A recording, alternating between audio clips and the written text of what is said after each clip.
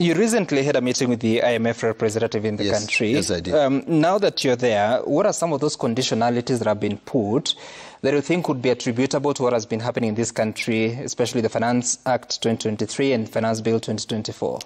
You see, the meeting that I had with the IMF was more like a courtesy call, but we went ahead to discuss even the upcoming meeting, the board meeting of IMF. Mm-hmm. Largely, our agreement now with IMF is on, it is anchored on what we call revenue mobilization. That we need to demonstrate that we are able to sustain our debt service. And of course, you'll understand IMF, it is a bank. Yep. It is a financial institution. It gives you money and expects it back. Yep. So they would want to see if your economy has the resilience, has the capacity to be able to service the debt. But then in the process, they will tell you, we want clear demonstration that you are going to collect more money. And that is why sometimes I think we went to this trajectory of trying to show, give more tax rates, tax measures that clearly were not very popular with Kenyans to demonstrate to IMF that we could collect more money. But I think IMF has also realized that Kenyans have a right. We are in a society which is democratic. You can't just come up with policies that Kenyans don't agree to or agree with. So my discussion with them was very clear that, remember, the finance bill of 2024 is off the table. The 2023 one, they had a concern that the courts had ruled, the Court of Appeal had ruled that act was unconstitutional. So they were like, then so what next? So my answer to that was fine. If it will remain, we have already appealed, which now I think we are in a better position because the Supreme Court has given a stay. Yep. But I said and I mentioned that we are reforming a KRA to collect more money. Okay. And I also mentioned that we already have a Finance Act of 2022.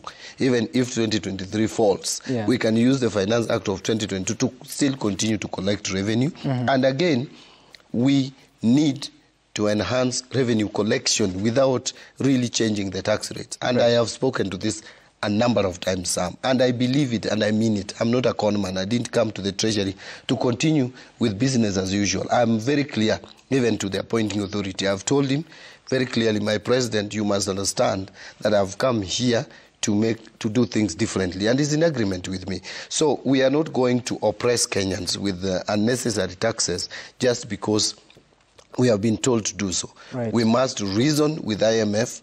We must know that IMF is also our bank. We must reason with them, much as we would want to still engage with them, because if you discontinue engagement with IMF without any justification, then you send a wrong signal to the market. That we don't want to do. Sure.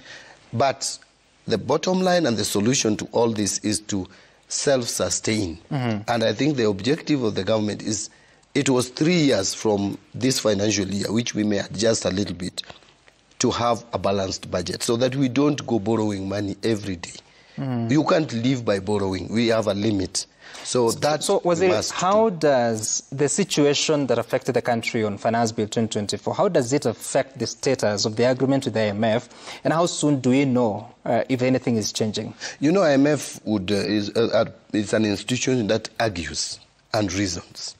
So if they feel that now what has happened in Kenya is something that we cannot sustain, or it's not acceptable to us, then they would just decline in releasing the other funds, because we see the program we have with them is lasting up to April next year.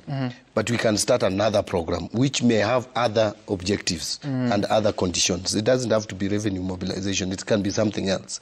But so far there is no indication that has impaired our relationship with them. How do you know if we are okay with them? I'm not saying I know we are okay, but there are no indications as yet, because we had their representatives, we engaged, we talked. And you see, IMF, the people who are in the boards are from these countries we know, the USA, the UK, the Germany. I have held discussions in the past few days with most of these embassies.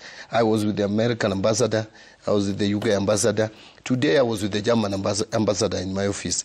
Although we were also with the Chinese ambassador today. So I met the Chinese ambassador the German ambassador.